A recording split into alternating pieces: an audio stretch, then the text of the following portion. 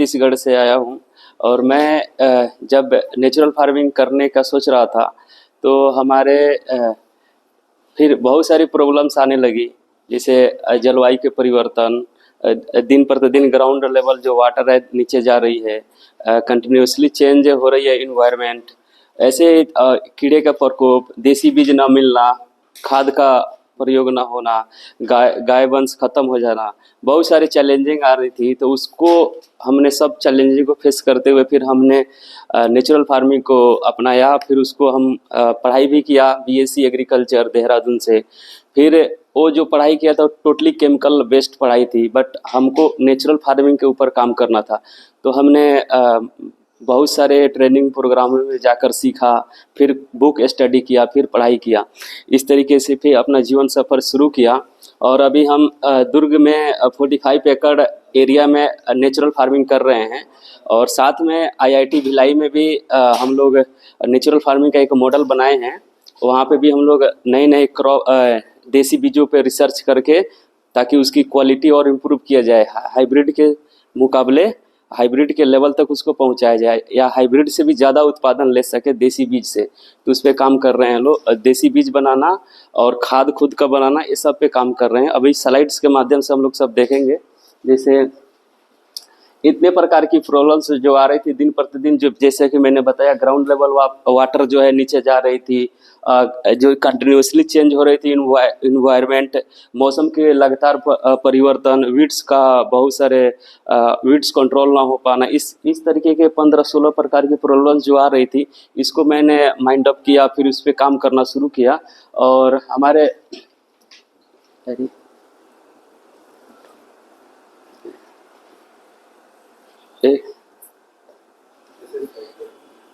एक मिनट,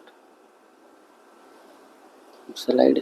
फिर से भारत कृषि प्रधान देश के नाम को और गौरवान्वित कर सके, कैसे भारत को, अपने देश को कृषि के क्षेत्र में विश्व गुरु बनाया जा सके, इस सभी मुद्दे को मैंने रखा। फिर उस पर हमने काम शुरू कर दिया। और अभी हमने ये इतने 9 प्रकार की जो स्टेटमेंट है मेरी, इसी पे हम काम करते हैं। 9 प्रकार की जो टॉपिक्स है, जैसे सस्टेनेबल फार्मिंग प्लानिंग, जो भी हम फार्म का अपना प्लानिंग करें वो सस्टेनेबल होनी चाहिए। नेचर का जो भी हमारा प्लानिंग होनी चाहिए वो पूरी तरीके से सस्टेनेबल होनी चाहिए। नेचुरल फार्मिंग में आपको 3 बातों का मुख्यतः ध्यान रखना चाहिए। पहला, नेचर को ऑब्जर्व करना चाहिए, नेचर कैसा काम कर रही है, प्रकृति कैसे काम कर रही है, उसको ऑब्जर्व करो। और दूसरा, जो भी वेस्ट है उसको रिसोर्स में कन्वर्ट करो। नेचर का जो भी वेस्ट है, पत्ती है चाहे कुछ भी वेस्ट है, कूड़ा कचरा, नेचर का जो भी वेस्ट है उसको रिसोर्स में कन्वर्ट कीजिए। जब हम रिसोर्स में कन्वर्ट करेंगे तो उससे हमारा इनकम जनरेट होगा और खाद भी बनेगा, बहुत सारी प्रॉब्लम सॉल्व हो जाती है। और तीसरा है कि आप बायोडाइवर्सिटी क्रिएट कीजिए। मतलब बायोडाइवर्सिटी अपने फार्म के अंदर, खेत के अंदर तरह तरह के पेड़ पौधे लगाइए, तरह तरह की सब्जियां लगाइए। मतलब एक क्रॉप पे हमेशा डिपेंड मत रहिए। यही 3 मतलब मूल है नेचुरल फार्मिंग का। पहला, नेचर को ऑब्जर्व कीजिए, नेचर कैसे काम करती है, हवा किधर से आ रही है, किधर जा रही है, सूरज किधर उगता है, किधर डूबता है, कैसे आ रहा है, सनलाइट कैसे पड़ रही है हमारे खेत में। हर किसी के खेत का अलग अलग कंडीशन होती है। हर किसी खेत में कहीं इधर से सूरज का प्रकाश आता है, किसी इधर से आता है। तो अपने खेत को, अपने फील्ड को ऑब्जर्व करना है कि हमारे खेत में किधर से सूरज का प्रकाश आ रहा है।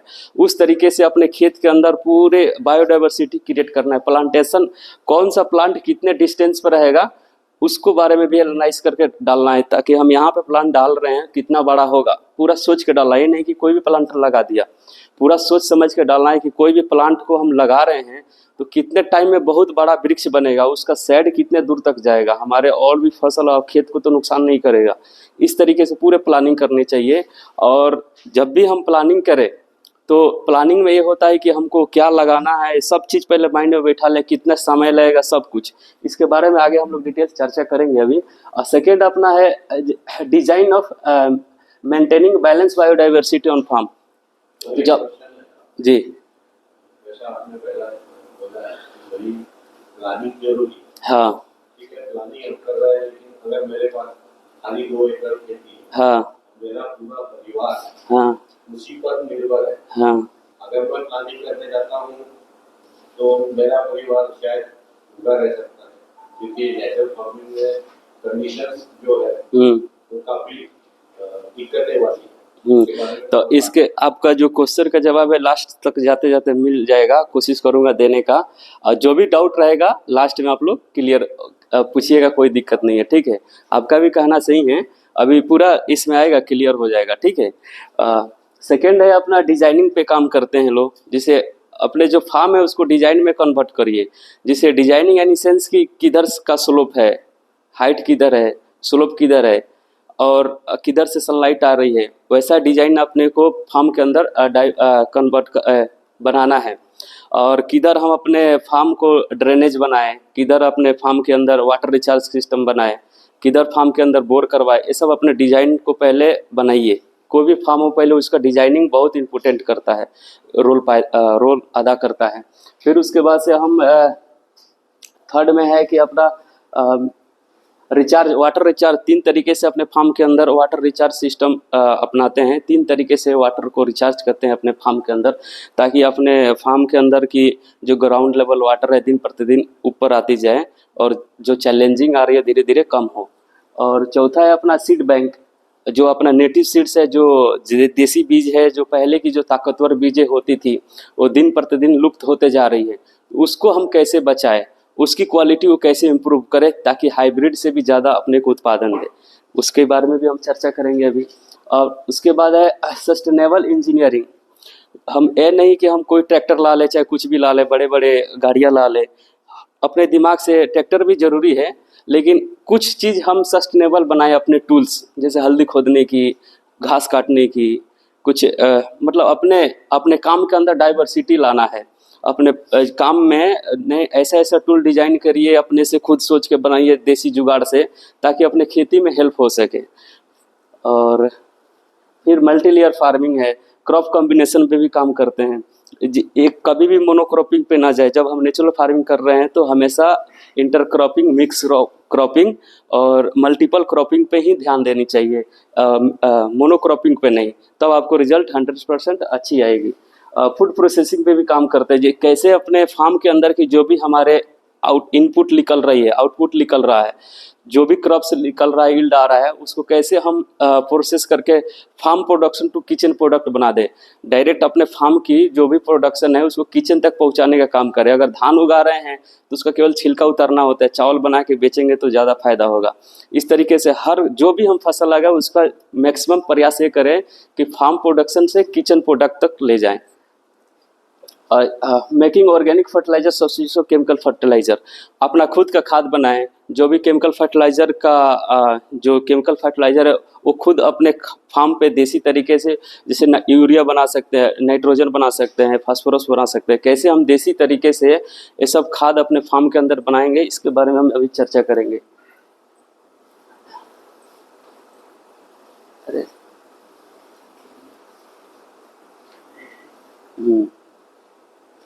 देखिए, सस्टेनेबल फार्म प्लानिंग, अपने फार्म को जिसे प्लानिंग करते हैं तो पहले एक तो करते हैं शॉर्ट टर्म प्लानिंग, तुरंत चाहिए रिजल्ट। एक लॉन्ग टर्म प्लानिंग, अधिक लाभ, मैक्सिमम प्लानिंग क्यों करते हैं, इसका ऑब्जेक्टिव क्या है। प्लानिंग का ऑब्जेक्टिव अधिक लाभ होनी चाहिए, कम लागत में अधिक उत्पादन करें, संसाधनों का सही उपयोग करें। जो भी हमारे पास संसाधन है, जो भी हमारे पास इजीली मिल जाती है संसाधन, उसका हम सही उपयोग करें। और जोखिम कम कर रहे, रिस्क कम, जैसे हम जो भी फार्मिंग कर रहे हैं उसमें जोखिम कम होनी चाहिए, रिस्क जितना हो सके उतना कम करें। सतत कृषि, सस्टेनेबल फार्मिंग करें, उसमें मिट्टी भी, उर्वरा शक्ति भी बनती रहेगी और जल धारण क्षमता भी मजबूत होगा, मिट्टी का रोजगार बढ़ाएं। जो खेत के ऐसा हम फार्मिंग का प्लानिंग करें ताकि आसपास के लोगों का उसमें रोजगार क्रिएट हो, मैक्सिमम से मैक्सिमम लोगों के लिए रोजगार उसमें मिले। ऐसा प्लानिंग करना चाहिए, नहीं कि हर चीज़ हम मशीन से ही करने लगे। कुछ ऐसा हम प्लानिंग करें ताकि जो छोटे बड़े जो आसपास के मजदूर लोग हैं, किसान लोग हैं, उनको भी रोजगार मिलनी चाहिए। पूरे सिस्टम से जब काम करेंगे तो 100% आपको अच्छा रिजल्ट आएगा, और पूरा जो सोसाइटी है, समाज है, वो सब स्वस्थ रहेगी, खुश रहेगी कि हाँ कोई अच्छा काम कर रहा है। अब बाजार उन्मुख उत्पादन, मार्केट के अनुसार अपने फार्म को डेवलप कीजिए। मार्केट में क्या अभी डिमांड है उसके अनुसार अपने फार्म के अंदर वो क्रॉप लगाओ ताकि हमको अच्छा मार्केट मिले। तो मार्केट की भी समझ होनी चाहिए, और अपने खेत के अंदर कि क्या हमारा खेत कौन सा चीज़ उत्पादन दे सकता है उसका भी समझ होनी चाहिए। प्लानिंग में ये हमको ध्यान रखना चाहिए कि हमारी मिट्टी कैसी है, कौन सी क्रॉप लगाए, ये सब बातों का हमको ध्यान रख के ही आगे काम करना चाहिए।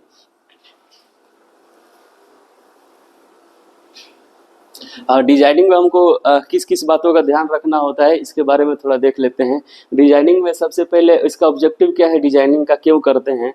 जैसे डिजाइनिंग में सबसे पहले हमको ये देखना होता है कि हमारी खेत की मिट्टी है वो कैसी है, कौन सी टाइप की मिट्टी है, ब्लैक सॉइल है या ब्लू मिट्टी है या काली मिट्टी है या दोमट मिट्टी है। जो भी मिट्टी है पहले हमको देखना होता है कि किस टाइप की मिट्टी है और उस मिट्टी में कौन कौन से क्रॉप लग सकते हैं, वही क्रॉप को हम लगाएं। अगर हमको साइकिलिंग अच्छी आती है, अगर हमको कोई दे दिया एरोप्लेन उड़ाने का तो हम नहीं उड़ा पाएंगे। अगर किसी को एरोप्लेन अच्छा उड़ाने आता हो उसको हम दे दे साइकिल, तुम साइकिल से जाओ ऑफिस चाहे कहीं जाओ, तो नहीं अच्छे से चला पाएगा। इसीलिए जिसका जैसे काला है, काला के अनुकूल काम दिया जाएगा तो बेहतर ढंग से करेगा, और काला के विपरीत काम देंगे तो गड़बड़ कर देगा, कोई काम ही अच्छा नहीं होगा।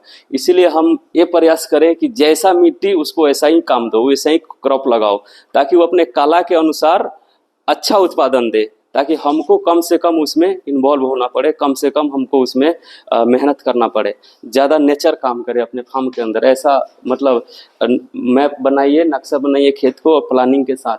दूसरा है स्लोप एनालिसिस। जो स्लोप है, किस डायरेक्शन से स्लोप जा रही है उसको एनालिसिस करना है। स्लोप को देखना है कि अपने फार्म का स्लोप कैसे जा रहा है, फिर उसी के अनुसार आपको बेड भी बनाना होगा, उसी के अनुसार आपको ड्रेनेज भी बनाना होगा, उसी के अनुसार बफर जोन्स भी बनाना होगा, फिर उसी के अनुसार आपको खेत के एंड में गड्ढा करना होगा, तालाब बनाना होगा, ताकि वाटर रिचार्ज हो सके अपने फार्म के अंदर। ठीक है, फिर कंटूर बनाना होगा, कंटूर देखना होगा कहाँ पे पानी जो आके इकट्ठा हो रहा है और भाग रहा है इधर उधर, फिर वहाँ पे मेड़ बनाना होगा आपको, कंटूर पे कोई आपको प्लांट लगाना होगा। इस तरीके से मतलब एब्जॉर्व करके नक्शा बना के अपने फार्म के अंदर उतरिएगा तो 100% आपको दुनिया कोई ताकत नहीं है कि रोक सकती है कि नेचुरल फार्मिंग आपको उत्पादन नहीं आएगा। बफर जोन्स और बायो फेंसिंग, इसके बारे में हम आगे अभी देख रहे हैं। बफर जोन और बायो फेंसिंग क्या है, देखिए यह है अपना बफर जोन्स। बफर जोन्स वो होता है जो नेचर की जो व्यवस्था है वो अपने खेत के अंदर स्थापित कर दिया, वही है नेचुरल फार्मिंग। बफर जोन में ये होता है कि हम अब जैसे हमारा 2 से 3 एकड़ का प्लॉट है, तो उसमें हम ऐसा व्यवस्था बनाएं ताकि पूरी नेचर की सिस्टम अपने फार्म के अंदर एस्टेब्लिश्ड हो जाए। तो उसके लिए हम सबसे पहले कॉर्नर पे बड़े पेड़ लगाते हैं, किनारे किनारे बफर जोन्स। बड़े पेड़ होते हैं तेज हवा के प्रभाव को रोकते हैं, लू चलती है, लपट चलती है, उसको भी रोकते हैं, आंधी तूफान से हमारे क्रॉप की रक्षा करते हैं। और जब पेड़ बड़े हो जाते हैं तो उसमें क्या हमको लकड़ी भी मिलती है, फल भी मिलता है और परमानेंट हर साल तक मिलता है कंटिन्यूअसली। अगर हम बूढ़े भी हो जाएं, अगर बेम्बू लगा दिया चारों तरफ, बूढ़े हो गया, खेत में काम नहीं कर सकते हैं, लेकिन 2 एकड़ का जब हमारा फेंसिंग बाउंड्री पे बेम्बू है तो किसी को भी बोलेंगे जाओ हम पैसा दो, जाओ जितना एक बेम्बू 100 रुपये के भाव से आप काट लो, खुद काटेगा। वो पेंशन प्लान की तरह काम करता है अपना बफर जोन्स। तब हम बूढ़े हो जाएंगे तब पेड़ पौधा उसको हम खाना भी नहीं देंगे, फिर भी अपना खाना बनाएगा, खाएगा, वो चलते रहेगा, कंटिन्यू चलते रहेगा। तो कुछ इस तरीके से अपने को सोचना है ताकि पेंशन प्लान भी रहे। अगर पेड़ बड़ा हो गया, आम का पेड़ अगर बड़ा हो गया तो हर साल कुछ ना कुछ फल देगा, लकड़ी देगा, क्योंकि वो कुछ ना कुछ देगा ही देगा, हम कुछ करें या ना करें। इसी तरीके से बफर जोन्स बनाना होता है ताकि हम बूढ़े हो जाएं तो पेंशन प्लान की तरह हमको काम करे, बूढ़े समय में भी वो कुछ ना कुछ देते रहे, केवल हम जाएं कलेक्ट करके फल चले आएँ या किसी को बोल के तोड़वा के बेच के चले, इनकम अपना चलता रहे। और फिर उसके जस्ट जैसे 10-10 फीट पे एक पेड़ लगा रहे हैं, फिर इसके बीच में जिग जैग में एक और दूसरा पेड़ लगाएंगे। इससे क्या होता है, इससे छोटा पेड़ रहेगा ताकि इसका शेड इसके ऊपर उतना प्रभावित ना करे। इस तरीके से फिर इसके अंदर ड्रेनेज बनाते हैं। ये बेसिक डिजाइन है, ये हर किसी के खेत पर सूट नहीं करेगी क्योंकि कॉपी पेस्ट नहीं होती है। हर जगह का कंडीशंस, सॉइल के कंडीशंस, नेचर के कंडीशंस और वहाँ की जो स्लोप है उसकी कंडीशन के अनुसार अपने खेत के खुद डिजाइन क्रिएट कीजिए। अगर उसका नहीं हो रहा है तो किसी एक्सपर्ट से सहायता लीजिए, फोटो वीडियो बना कर हमसे भी पूछ सकते हैं या दुनिया में जो भी लोग काम कर रहे हैं उनसे भी आप सलाह ले सकते हैं। तो मेन है डिजाइन पे काम कीजिए, कहाँ पे कौन सा पेड़ लगाएं। पेड़ लगाना जरूरी है आपको, जब नेचर फार्मिंग कीजिएगा तो हमेशा आप ध्यान रखिएगा पेड़ लगाएं। अगर इमली का एक भी पेड़ लगा दिया अपने किनारे पे तो नाइट्रोजन को फिक्सेशन करने वाला एक फैक्ट्री आप खड़ा कर दिया वहाँ पे। सबसे ज़्यादा नाइट्रोजन फिक्सेशन करता है इमली। जो भी लंबी फली वाली जो भी प्लांट है, जैसे अरहर हो गया और इमली हो गया, या जिसका लंबी फली होती है, जो भी फल है वो सब नाइट्रोजन को फिक्सेशन करते हैं। तो कुछ ना कुछ अपने फार्म के अंदर और ये भी ध्यान होना चाहिए कि किस दिशा में कौन सा पेड़ लगाएं, ताकि सनलाइट प्रॉपर सब पेड़ों को पड़े और हमारा क्रॉप भी अच्छे से हो। इस तरीके से पूरे जोन में पहले डिवाइड कर लेते हैं प्लॉट में। जैसे बेसिक डिजाइन है तो इसे प्लॉट नंबर 1 में कुछ और क्रॉप लगा दिया, प्लॉट में दूसरा, तीसरा, इस तरीके से ये अपना आने जाने का रास्ता बनाया है। चारों तरफ ड्रेनेज है, इससे पानी वाटर रिचार्ज होगा। ड्रेनेज लास्ट तक यहाँ पे बंद हो जाती है और यहाँ पे 10 बाई 10 फीट का गड्ढा होता है ताकि पूरे फार्म का एरिया का पानी इधर से आके यहाँ पे रिचार्ज हो। पहले तो नाली में ही रिचार्ज होता है, 2 बाई 2 फीट का नाली रहती है, फिर यहाँ पर भी रिचार्ज होती है। इस तरीके से ड्रेनेज बनाते हैं ताकि अपने फार्म की जो पानी है वो बाहर ना जाए, वो पूरा अपने खेत में ही रिचार्ज हो। जो अब टॉप सॉइल जो होती है, खेत के अंदर की टॉप सॉइल बहुत ही ज़्यादा पावरफुल होती है। जो सनलाइट से तपी हुई मिट्टी रहती है उसमें न्यूट्रिशन बहुत ही गजब का रहता है। जो ऊपर की जो 2 से 3 इंच की लेयर होती है बहुत फर्टाइल होती है, उसको अपने खेत से बाहर जाने से रोकते हैं। ये ड्रेनेज ही रोकती है।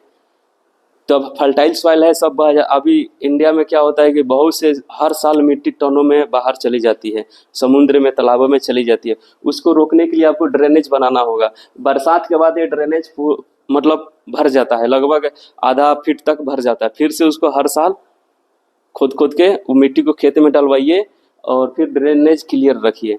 और बारिश के बाद जब ये गड्ढा सूख जाता है तो फिर इसका भी मिट्टी निकाल कर खेतों में डलवाइए। ये हर साल आपको करना पड़ेगा। इससे क्या होगा कि आपकी खेत की मिट्टी एक बूंद जो मिट्टी होती है, एक चिटकी मिट्टी भी बाहर नहीं जाएगी, वो खेत के अंदर में ही रहेगी। इससे फर्टिलिटी सॉइल की कमज़ोर नहीं होगी, सॉइल फर्टिलाइट बढ़ेगा और जो आपका जो खेत के अंदर की जो नेचर की व्यवस्था है और जो सॉइल जो मिट्टी के अंदर जो ग्राउंड लेवल वाटर है वो रिचार्ज भी होगी। दिन प्रतिदिन पानी का लेवल बढ़ता जाएगा, स्तर, जमीन का स्तर बढ़ता जाएगा। इस तरीके से अपना ये डिजाइनिंग है। आप अपना भी डिजाइन बना सकते हैं अपने फार्म के अंदर। ये रिवर्स आ गया क्या? बायोफेंसिंग, जैसे हम लोग क्या होता है कि जब हमारे खेतों के अंदर जानवर आने लगते हैं तो हम लोग झटका तार या लोहा जाली लगाते हैं, उसमें खर्चा बहुत आता है, या ईंटे की दीवार चुनवाते हैं तो उसमें खर्चा बहुत ज़्यादा आता है। तो हम लोग ऐसा व्यवस्था करें कि बायोफेंसिंग बनाएं, उसमें पेड़ पौधे ही इतना घना मात्रा में लगा दे, या झाड़ी नुमा पौधा या कांटा नुमा पौधा लगा दे इतना घनी मात्रा में, ताकि कांटेदार पौधा रहे, एक तो हमको फल दे और दूसरा ये है कि हमको बायोफेंसिंग की तरह काम करे। उसमें किसी प्रकार का जो जानवर है प्रवेश ना कर पाए खेतों के अंदर। अभी हमने डिजाइन किया है बायोफेंसिंग का, कुछ इस तरीके के दिखता है। एक कैच ऐसे आता है, एक ऐसे, और एक बाउंड्री पर किनारे किनारे प्लांट लगता है, ऐसा प्लांट ऐसा रहता है। इस तरीके से जैसे है ना, ऐसा है। फिर एक बीच से शुरू हुआ है, अरे ये आया है ऐसा, फिर यहाँ से ऐसे शुरू। अब इस पे है कि गड्ढा करके हम लोग प्लांट लगाएंगे, वैसा प्लांट जो छोटे छोटे कांटेदार पौधे प्लांट हो, जैसे नींबू का हो गया, करोंदा का हो गया, ये चारों तरफ नींबू का पौधा डेंसिटी में लगाएंगे 3-3 फीट के डिस्टेंस पे, और बीच में करोंदा का पौधा लगाएंगे। इतना घना हो जाएगा, एक समय के बाद नींबू भी मिलेगा अपने को, करोंदा भी मिलेगा, और इतना डेंसिटी घना रहेगा कि वहाँ पे किसी प्रकार की जानवर को अंदर प्रवेश कर पाना बहुत मुश्किल होगा। ये बायोफेंसिंग का काम करेगा, परमानेंट व्यवस्था हो जाएगी। आपको ना दीवार चुनवाना पड़ेगा, ना ही आपको जाली लगवाना पड़ेगा, नहीं झटका तार लगवाना पड़ेगा। ये बायोफेंसिंग अपने दिमाग से बनाइए अपने खेत के अंदर, ताकि ये कुछ इनकम भी दे और लॉन्ग टाइम तक के लिए रहे, परमानेंट व्यवस्था रहे। इस तरीके से बायोफेंसिंग काम करती है। देखिए, नींबू, करोंदा, बेम्बू आदि कांटेदार फल लगा सकते हैं आप, बांस भी लगा सकते हैं। देखिए, 3 मेथड से हम वाटर रिचार्ज करते हैं। जैसे हम बार बार बोल रहे हैं, वाटर रिचार्ज करना बहुत ज़रूरी है। आजकल हर जगह वाटर की समस्या आ रही है, चाहे शहर हो या गांव हो। बोरवेल कहीं भी कराओ, पानी जल्दी अच्छा नहीं मिल रहा है। 5-6 बोरवेल करवाने के बाद ही पानी मिल रहा है कहीं कहीं। तो हर दिन दिन प्रतिदिन जो ग्राउंड लेवल वाटर है नीचे नीचे जा रही है। ये जल संकट बहुत मतलब गंभीर संकट आ गई है। इसको हम लोगों ने इसको सॉल्व करने के लिए अभी हम 3 मेथड से इसको वाटर रिचार्ज करते हैं, अभी आगे बताएंगे। फर्स्ट मेथड्स में 1 एकड़ से लगभग 10 से 15 लाख लीटर वाटर रिचार्ज होता है। सेकेंड में भी लगभग 10 लाख लीटर पानी वाटर रिचार्ज होता है। पहले जो कुआं थी हमारे फार्म के अंदर उसमें पानी नहीं था, बट इस मेथड को अपनाया तो अब उसमें पानी आने लगा है। इसी तरीके से 35 लगभग 1 एकड़ से 1 साल के अंदर 35 लाख लीटर पानी रिचार्ज हो जाता है अपने फार्म के अंदर। तो इसको व्यवस्था को समझेंगे कि कैसे हम रिचार्ज कर सकते हैं।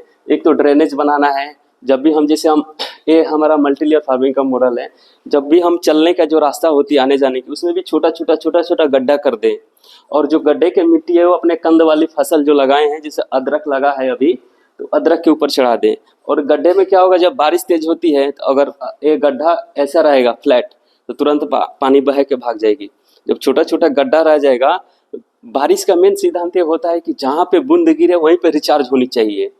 जैसे बारिश का बूंद जहाँ गिरे वहीं पर रिचार्ज होनी चाहिए। जैसे ये घर है, इस पे पानी गिरता है तो फिर बाहर जाता है, फिर बाहर क्या है, कंक्रीट का रोड है, पिच रोड है, और फिर नालियाँ है, फिर सब पानी बाहर के शहर से बाहर एक जगह इकट्ठा हो जाती है। फिर इतने एरिया में कितना पानी रिचार्ज होगा। मतलब रिचार्ज सिस्टम हर जगह छोटा छोटा बनाना चाहिए, ताकि ग्राउंड लेवल वाटर, यहाँ से तो पानी निकाल रहे हैं बट यहाँ रिचार्ज नहीं कर रहे हैं, कोई और रिचार्ज कर रहा है कहीं, तो हम यहाँ पे पानी पी रहे हैं। तो ऐसा नहीं होना चाहिए। हमको भी प्रकृति को चलाने के लिए प्रकृति को भी कुछ देना चाहिए। केवल हम लोग प्राकृतिक से निकालते हैं। कोई ऐसा आप लोगों ने कभी नहीं सुना होगा कि कोई ऐसा इंसान है जो बोरवेल कराया होगा पानी डालने के लिए, कोई नहीं कराया होगा आज तक। जो हम बोरवेल करा रहे हैं इसमें पानी डालेंगे, ग्राउंड लेवल वाटर को बढ़ाने के लिए पानी डालेंगे, ऐसा कोई नहीं होगा। तो लेकिन हम छोटे छोटे टेक्निक्स को अपनाएंगे तो ग्राउंड लेवल वाटर बढ़ जाएगी। इससे हम ही खुश नहीं रहेंगे, इससे हमारी आने वाली पीढ़ियाँ भी स्वस्थ रहेगी, खुश रहेगी। ताकि ये टेक्निक्स के अनुसार जब हम काम करेंगे, वो छोटे छोटे गड्ढे में जब पानी भर जाती है, ये बारिश तक पूरा पानी रिचार्ज करता है। दूसरा है कि बारिश के बाद ये गड्ढे पूरा फिल हो जाते हैं। जो हमारी मिट्टी बह के भागने वाली थी, वो मिट्टी बह के आती है, इसी में पहले फिल होती है, फिर धीरे धीरे बाहर जाती है। तो फिर बाहर से भी घेर के रखते हैं नाली बना के, ताकि अपने खेत का एक बूंद पानी और एक बूंद मिट्टी हम बाहर ना जाने दें खेत से बाहर। इस तरीके से भी आप नाली बना सकते हैं। और नाली के लास्ट में आप मतलब उसका जो रास्ता है उसको ओपन ना करें, उसको घेर के रखें, ताकि पहले नाली में पानी भर ले, फिर जब भरने के बाद छलका मारे तो बाहर जाए। इस तरीके से अभी देख पा रहे हैं, पूरे नाली में पानी भर गया, पहले यहाँ पे रिचार्ज होता है। रिचार्ज होने के बाद जब ओवरफ्लो होता है तो फिर बाहर के जो ड्रेनेज है उसमें जाता है। ये है बाहर का ड्रेनेज अपना, देखिए इससे आता है पानी, फिर यहाँ पे पहले रिचार्ज होगा, लेकिन डायरेक्ट इसका मुंह हम इसके अंदर नहीं डाल दिए हैं, फिर उसको 10 फीट पहले ही भर दिए हैं, ताकि वहाँ पे पहले रिचार्ज हो जाए। फिर जब ओवरफ्लो हो तो फिर बह के ऊपर से आए तो फिर अपने गड्ढे में रिचार्ज हो। तो इस तरीके से हर साल पानी रिचार्ज करते हैं अपने फार्म के अंदर डिजाइन बनाकर। उसे ग्राउंड लेवल वाटर बहुत ही सुधर गई है अपने फार्म के अंदर की। यह देसी, जैसे हम बार बार बोलते हैं देसी बीज को क्यों बचाना जरूरी है। अभी कल ही का मेरा फोटो है, कल ही मैं हल्दी खोद रहा था, तो कल का ये है, एक एक हल्दी के गठान से 1.5 kg, किसी में 1.5 kg, किसी में 1 kg, किसी में 800-900 ग्राम का हल्दी आ रही है। ये 1.5 kg का हल्दी आ रही है। क्यों? क्योंकि नेचर की व्यवस्था हम अपने खेत के अंदर स्थापित कर दिए हैं। हमारे खेत के अंदर सांप भी मिलेगा, बिच्छू भी मिलेगा, केकड़ा भी मिलेगा, आपको तितली भी मिलेगी, भौरे भी मिलेगी, मधुमक्खियाँ भी मिलेगी, चिड़िया भी मिलेगी। हर तरीके के जीव जंतु हमारे खेत के अंदर हैं, क्योंकि खेत के अंदर हम 10% ही काम कर पाते हैं, बाकी 90% प्रकृति काम करती है। हम पोलिनेट नहीं करेंगे, हर पौधे को एक एक को पोलिनेट नहीं करेंगे। हम खाद डाल दिया, लेकिन हम खाद पौधे को भोजन बना के नहीं देंगे, उसके लिए कोई और जीव काम कर रहा है। जैसे हमारा रसोई घर है, रसोई घर में कितना भी अनाज भरा हो, लेकिन उसको हम डायरेक्ट खा नहीं सकते हैं। कोई ना कोई एक पर्सन चाहिए, हमारे माता बहन कोई भी हो, पहले वो बनाएगी तो फिर तब हम उसको खा सकते हैं। ऐसे खाएंगे तो हम बीमार पड़ जाएंगे। उसी तरह जब हम खेत के अंदर कोई भी खाद डाल दिया, वो डायरेक्ट पौधा उसको लेगा नहीं, उसको खिलाने के लिए कोई आदमी चाहिए, कोई बैक्टीरिया चाहिए, तो उसके लिए बैक्टीरिया के पॉपुलेशन को अपने खेत के अंदर स्थापित किए बढ़ाइए। बैक्टीरिया कहाँ मिलेगा? जंगल में मिलेगा, पेड़ के पास। अपने अपने खेत के अंदर जो पेड़ लगाए हैं, बफर जोन लगाए हैं, वहाँ पे रहता है बैक्टीरिया। वहाँ की मिट्टी लीजिए और उसमें लगभग आधा केजी मिट्टी 200 लीटर पानी में डालिए, उसमें 2 केजी गुड़ डालिए और 2 लीटर छाछ, और उसको 4 से 5 दिन तक रखना है। किसी भी अपने फार्म के जो खेत है वहाँ से कोई भी पुराना पेड़ हो जहाँ पर केमिकल का छिड़काव ना हुआ हो, वहाँ से लगभग आधा से 1 केजी मिट्टी लेंगे और 200 लीटर पानी में डालेंगे और 2 केजी गुड़ और 2 लीटर देसी गाय का छाछ और 2 लीटर देसी गाय का छाछ लेंगे और उस बैक्टीरिया कल्चर को मिट्टी को डाल देंगे और 4 से 5 दिन तक छांव में उसको घुमाएंगे। उसमें क्या होगा, गुड बैक्टीरिया जो हमारे खेत में मर गया है केमिकल डाल डाल के, या आसपास के जो छोटा मोटा जंगल है वहाँ से भी मिट्टी ला सकते हैं, या अपने गांव का जो पुराने पीपल बरगद का पेड़ है वहाँ से भी मिट्टी ला सकते हैं। पीपल बरगद के पेड़ के पास का मिट्टी क्यों लेना जरूरी है? क्योंकि पीपल बरगद का पेड़ है सबसे ज़्यादा ऑक्सीजन देने वाला प्लांट होता है, और जीवन सबसे ज़्यादा संभव कहाँ होता है? जहाँ पर ऑक्सीजन होती है। अगर ऑक्सीजन कम हो गया तो हम लोग भी स्वस्थ नहीं रहेंगे, हम लोग भी धीरे धीरे हमारा जो जनरेशन है कमज़ोर होती जाएगी। इसीलिए जो पीपल बरगद के पेड़ के पास का मिट्टी लेने का मेन साइंस ये होता है कि वो ऑक्सीजन ज़्यादा देता है, ऑक्सीजन लेवल वहाँ हाई रहता है, इसीलिए वहाँ बैक्टीरिया अच्छे से फलते फूलते हैं, खाते पीते हैं, रहते हैं। वहाँ का जो बैक्टीरिया गुड क्वालिटी का जो बैक्टीरिया लेंगे उसको जो फर्मेट करेंगे, जो अपने खेत के अंदर डालेंगे उस घोल को, तो सब गुड क्वालिटी के बैक्टीरिया जब अपने खेत के अंदर डाइवर्ट हो जाएंगे, बन जाएंगे, तो क्या होगा कि मिट्टी उपजाऊ हो जाएगी। जो हमारे खेत के अंदर 10 साल से कचरा पड़ा है उसको डिकम्पोज करके तुरंत पौधे को दे देगा खाना, तुरंत। इस तरीके से जब भी मेन खेल होता है बैक्टीरिया का, बैक्टीरिया की पॉपुलेशन जैसे बढ़ेगी यील्ड बढ़ना शुरू हो जाएगा ऑटोमेटिक। इस तरीके से कुछ ऐसे बैक्टीरिया भी होते हैं डायरेक्ट इन्वायरमेंट से नाइट्रोजन को खींच के अपने पौधे को दे देते हैं, जैसे राइजोबियम है, इजोटोबैक्टर है, सुडोमोनास है। इस तरीके के बहुत सारे बैक्टीरिया हैं जो डायरेक्ट इन्वायरमेंट से न्यूट्रिशन को लेकर पौधे को देती हैं, लेकिन हम उसको कैच नहीं कर सकते। 78% नाइट्रोजन है लेकिन फिर भी हमको यूरिया डालना पड़ता है। क्यों? क्योंकि अपने खेत के अंदर बैक्टीरिया नहीं है और हम उस साइंस को नहीं समझ पा रहे हैं कैसे अपने खेत के अंदर नाइट्रोजन की फैक्ट्री लगा दें। कुछ ऐसे प्लांट लगाएं जो नाइट्रोजन को स्थापित करता हो फील्ड के अंदर, कुछ ऐसा क्रॉप लें जो नाइट्रोजन को ही डायरेक्ट खेत के अंदर छोड़ता हो। इस तरीके से अपने को प्लानिंग के साथ काम करना है। ये अपना देसी जंगली प्रजाति के अरहर है। देखिए एक पेड़ 2 पेड़ में कितना फल आया है। लगभग एक पेड़ से 2 से 3 केजी दाल हम निकाल रहे हैं, किसी में 4 केजी भी आ रहा है। ये जंगली देसी प्रजाति के अरहर है। 1 एकड़ में 1 केजी बीज मात्रा लगती है और साल में 2 बार कटिंग आता है। एक जनवरी में, यही जनवरी का एक फोटो है, जनवरी में एक कटिंग होती है, 15 से 20 जनवरी के बीच में एक कटिंग होती है, 15 मई से 15 मई तक एक कटिंग होती है। 2 कटिंग आती है, साल में 2 बार फल देता है। हाँ, और पेरेनियल वैरायटी है, लगातार चलती है। एक बार लगाओ 5 से 7 साल तक चलती है, जितना दिन भी रख सकते हो। ये हमारा अभी ये 1 साल का ही हुआ, फिर एक बार हम मई में एक कटिंग लेंगे, फिर छोड़ेंगे, फिर अगला साल लेंगे। इस तरीके से 5 से 7 साल तक चलता है। और इसके नीचे हमने हल्दी लगाई। देखिए हमारे खेत के अंदर कितना कचरा जगह है, लेकिन किसी प्रकार की न्यूट्रिशन की डिफिशियंसी आपको दिखाई नहीं देगी। कचरा इसलिए जगता है सॉइल को बैलेंस करने के लिए। अपने खेत का जो हम लोग जो भी वेस्ट मटेरियल है खेत के अंदर, जो कचरा है, कचरा उसको हम लोग ऐसे समझते हैं कि अनवांटेड प्लांट है, ऐसा है, लेकिन कचरा इसलिए जगता है कि अगर धरती ऐसी खुली रहेगी तो वहाँ पे कुछ नहीं होगा, तो कचरा ऑटोमेटिक धरती उगा सकती है। धरती के अंदर लगभग 40 साल तक भी बीज सुरक्षित रहते हैं, वो ऑटोमेटिक जर्मिनेट होना शुरू हो जाएंगे। और दूसरा ये साइंस होता है कि धरती जब खुली रहती है, नंगी रहती है, तो क्या होता है कि सनलाइट पड़ता है तो न्यूट्रिशन वहाँ से इवेपोरेट होता है, उड़ता है, न्यूट्रिशन डैमेज होता है। तो न्यूट्रिशन को बचाने के लिए धरती क्या करती है, अपने को कवर करने के लिए कचरा को उगाती है ताकि हम कवर रहें। जैसे हम लोग कपड़ा पहनते हैं अपने को रक्षा के लिए, उसी तरह धरती भी अपने रक्षा के लिए कवच तैयार करती है, कचरा उगाती है, खरपतवार उगाती है, कोई भी घास फल फूल कुछ भी उगाएगी, पेड़ पौधा उगाएगी अपने को कवर करने के लिए, न्यूट्रिशन को बचाने के लिए।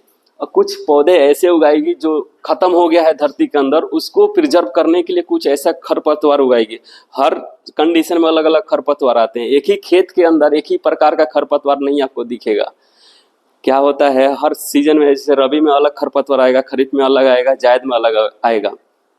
तो इसमें क्या होता है कि खेत के अंदर जिस चीज़ के न्यूट्रिशन की डिफिशियंसी होगी उसको पूरा करने के लिए खरपतवार उगाएगी, और ये भी होता है किसी चीज़ की अधिकता हो जाती है उसको भी ख़त्म करने के लिए खरपतवार उगाएगा। और नाइट्रोजन की अगर ज़्यादा हो गया हमारे खेत के अंदर नाइट्रोजन, तो उसको ख़त्म करने के लिए, उसको बैलेंस करने के लिए और खरपतवार दूसरे वैरायटी के आएगा। जैसे ये आया है नाइट्रोजन को बैलेंस करने वाला, इस टाइप का खरपतवार आता है। हमारे खेत के अंदर अरहर लगा रहे हैं, अरहर हाई नाइट्रोजन फिक्सेशन करने वाला प्लांट होता है। जो भी फली वाला प्लांट होता है सबसे ज़्यादा नाइट्रोजन को फिक्सेशन करता है। तो एक खरपतवार आया है उसको मतलब बैलेंस करने के लिए, लेकिन पौधे में किसी प्रकार के न्यूट्रिशन की डिफिशियंसी आपको दिखाई नहीं देगी। और नीचे हम हल्दी लगाए हैं, देख पा रहे हैं हल्दी सूख गई है, जनवरी तक हल्दी सूख जाती है। हल्दी भी बम्पर उत्पादन देता है। 1 एकड़ में लगभग हल्दी हमारा 100 से 120 कुंटल तक जाता है। ये जो केमिकल में संभव नहीं है, ऑर्गेनिक में ही संभव है। जब प्रकृति की व्यवस्था को हम समझ लेंगे, प्लानिंग के साथ काम करेंगे, डिजाइनिंग के साथ काम करेंगे, कॉम्बिनेशन के साथ काम करेंगे, मोनोक्रॉपिंग पे फोकस नहीं करेंगे, हमेशा intercropping, mix cropping, multiple cropping पर ध्यान देंगे, तो हमेशा रिजल्ट बेहतर आएगा। ठीक है, ये अपना देखिए लौकी, तुमा बोलते हैं जिसको, 4-4 केजी 3-3 केजी का हो जाता है, फिर भी इसके अंदर की बीज सॉफ्ट रहती है। ये देसी वैरायटी है, इसी साल की है लौकी, अभी देसी है और गजब का फलता है। एक पेड़ से हमने 60 फल तोड़े, 60, किसी में 70 ऐसा, और बीज भी बनाते हैं इसका, हम बीज भी सेल करते हैं। और देख पा रहे हैं कितना बड़ा बड़ा लौकी हो रहा है। ये सब देसी बीज का कमाल है। देसी बीज में क्या हो, रेसिस्टेंस पावर ज़्यादा रहती है, रोग प्रतिरोधक क्षमता ज़्यादा होती है। पहले के लोग जितना ताकतवर हुआ करते थे, थोड़ा भी खाते थे, लेकिन देसी बीज का खाना खाते थे। जो गुण उनको मिलना चाहिए था, जो ताकत मिलना चाहिए था, वो मिलता था। अभी हम लोग कितना भी अच्छा खाना खा लें, लेकिन उसके अंदर, खाने के अंदर जो क्वालिटी, जो गुण मिलना चाहिए वो नहीं मिलता है। अगर डॉक्टर बोल दिया कि हमको हार्ट अटैक की समस्या है, लौकी का जूस पियो, आपकी हार्ट अटैक की समस्या खत्म हो जाएगी, हम हाइब्रिड लौकी का कितना भी जूस पी ले, लेकिन हार्ट अटैक आएगा ही आएगा। क्योंकि उसको हार्ट अटैक की जो समस्या है उसको मारने के लिए उस लौकी के अंदर वो गुण, वो बैक्टीरिया मौजूद ही नहीं है जो उसको ख़त्म कर सके।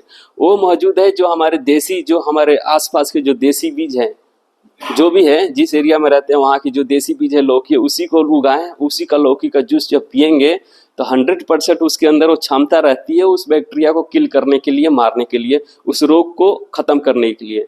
नहीं तो इतना डॉक्टर साइंस इतना बढ़ गया है, लेकिन एक शुगर बीमारी ऐसा है कि आज तक डॉक्टर उसको ठीक नहीं कर पा रहे हैं। जबकि इतना साइंस बढ़ गया है भाई, शुगर जैसा छोटा बीमारी को आप उसके सिस्टम के अंदर घुस के उसको किल करके ख़त्म कर देना चाहिए था, लेकिन किसी डॉक्टर के हाथ में ऐसा पावर नहीं है कि उसको परमानेंट ख़त्म कर सके। ये सब अगर जब तक हम खान पान अपना सही नहीं करेंगे, क्योंकि यही हमारा मेडिसिन है, यही हमारा दवाई है, सब कुछ यही है। जब ये हम खाएंगे अच्छे तरीके से, तो अपने पूरे बॉडी के सिस्टम को रीयूज करेगा, सिस्टम को ही सही कर देगा, बीमारी आएगा ही नहीं। पहले का लोग जितना ताकतवर होते थे, 100 केजी का भी बोरा ऐसे लेके चलते थे। अभी फिर बीच में हमारे जो पापा थे वो लोग 50 किलो का बोरा उठाते थे। अभी क्या है, अभी 25 किलो का बोरा आ गया चावल का। 25 किलो भी अगर किसी नौजवान को बोल दिया जाएगा यहाँ से उठा लो 5 किलोमीटर चलो, तो थक जाएगा। जो हमारे पापा थे अभी उठा के चले जाएंगे लोग। इस तरीके से दिन प्रतिदिन जो हम लोगों की जनरेशन है, बीच का छोड़िए, जो हम लोगों की जनरेशन है वो धीरे धीरे कमज़ोर होते जा रही है, नीचे जा रही है। साइंस कहाँ बढ़ रहा है, कुछ नहीं है, सब साइंस नीचे ही जा रहा है। जब हमको कोई भी साइंस जब थिंकिंग करते हैं तो उसको मतलब अच्छा बेहतर बनाने के लिए करना चाहिए। जब देसी बीज पे हम इसलिए काम कर रहे हैं ताकि जो गुण मिलना चाहिए हमारे बॉडी को मिले, जो ताकत मिलनी चाहिए वो मिले। इस तरीके से देसी बीज पे हम काम कर रहे हैं। ये हमारा ही फार्म है पूरा। यहाँ पे बीज पैकिंग चल रहा है। जो देसी बीज है सेम का है, अलग अलग प्रकार की जो देसी बीजें चलती है उस सब का पैकेजिंग वगैरह यहीं पे होती है। ये अपना अरहर वाला है सब। ये हमने प्राकृतिक तरीके से धान की फसल लगाई। जैसे मैंने बोला नारियल है मेरे फार्म के अंदर, उसके जस्ट आगे आम का प्लांटेशन किया गया है।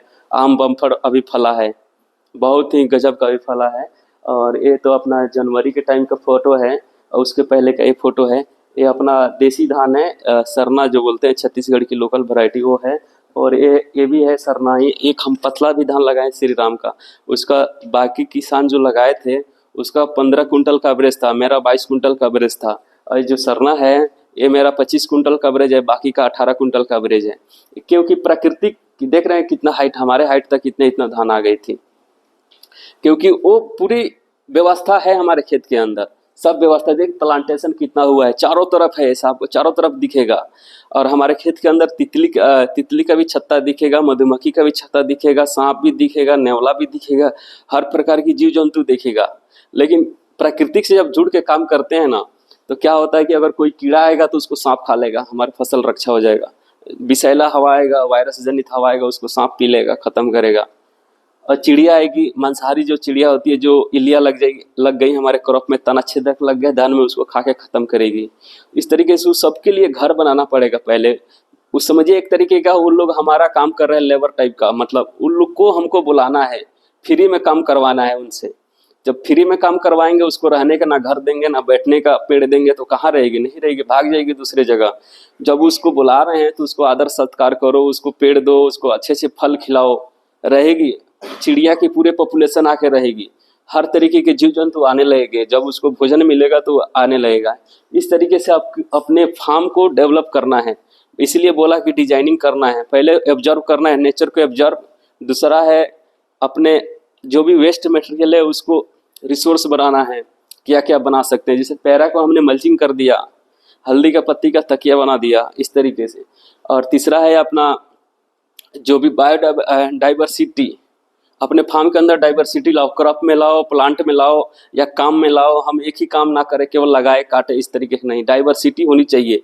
उसको प्रोसेसिंग करें, तरह तरह की चीज़ें बनाएं, इस तरीके के।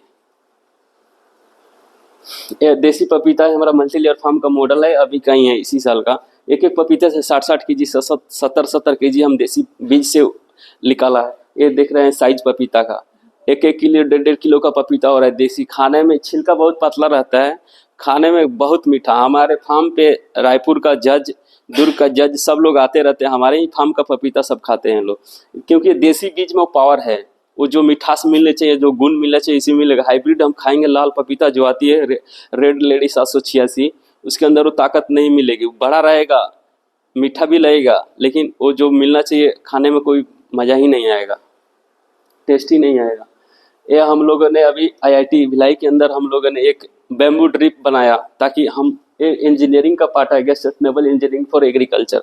अपने फार्म में ऐसा इंजीनियरिंग करें कि सस्टेनेबल हो, लोकली मटेरियल से इजीली हम लोग बना सके उसको, और लंबे समय तक चले।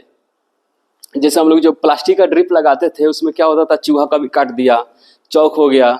जिसे सैलरी खाद चलाते थे तो उसमें क्या होता था, चौक हो जाता था, बार बार सफाई करो। तो हम लोगों ने, हाँ, तो हम लोगों ने क्या हुआ कि बैम्बू ड्रिप बनाया। इससे क्या फ़ायदा होगा, जो एक तो बैम्बू खरीदेंगे किसान से, तो किसान को फ़ायदा होगा, हमारे ही किसान भाई को फ़ायदा होगा। दूसरा फ़ायदा ये होगा, जो इसके अंदर कारीगरी करना होगा, आसपास के लोकल लोगों को काम होगा। ऐसा ही प्लानिंग करना है ताकि छोटे बड़े सबको काम मिले, ठीक है। और दूसरा है कि फिर हम जो भी रिसोर्सेस है अपने ही आसपास से मिल गया, ट्रांसपोर्ट खर्चा बच गया। अगर हम प्लास्टिक का ड्रिप खरीदेंगे तो बड़े बड़े कंपनियों का पैसा जाएगा, कंपनी पैसा विदेश जाएगा, हमारा ही घर का पैसा बाहर चला गया। हमारे ही आस पड़ोस भाई को मिले तो अच्छा है, वो भी खुशहाल रहे, हम भी खुशहाल रहें। इस तरीके से मतलब अपने फार्म को प्लानिंग ऐसा करो ताकि छोटे बड़े सबको रोजगार मिले, सबको काम मिले। और हम लोगों ने बैम्बू ड्रिप बनाया, इसमें हम लोग पानी भी चलाते हैं। ये बैम्बू ड्रिप है, इससे जो पानी चूता है इस कंटेनर पर गिरता है, फिर ये पूरे तरफ छीट देता है। इस तरीके से अभी आगे दिखा रहे हैं हम लोगों ने नक्शा, मतलब इसका मैपिंग कर रहे थे कहाँ पे कितना होल होनी चाहिए, उसका है। जो शुरुआत का जब इसका एक्सपेरिमेंट चल रहा था, वो ये अपना रेडी हो गया है, बैम्बू ड्रिप चलता है। क्रॉप भी देखिए कितना गजब का है। ये मल्टी लेयर फार्मिंग का मॉडल है, इसके बारे में भी हम आगे चर्चा करने वाले हैं। मल्टी लेयर क्या है, कैसे काम करती है। देखिए बैम्बू ड्रिप भी लगा हुआ है, अभी 2 ही बेड पे हम लोगों ने एक्सपेरिमेंट किया, अभी इसको बढ़ाने वाले हैं सब बेड पे, ताकि इजीली इसको सब कोई आप ला सके और बैम्बू ड्रिप को अपनाएं। इससे क्या होगा कि अभी हम इन लोग इस पर और रिसर्च करना बाकी है। बैम्बू के अंदर होता है स्टार्च। स्टार्च क्या होता है, किसी भी चीज़ का स्टार्च जब निकल जाती है तो उसकी क्वालिटी मजबूत हो जाती है, लंबे समय तक चलती है। अभी क्या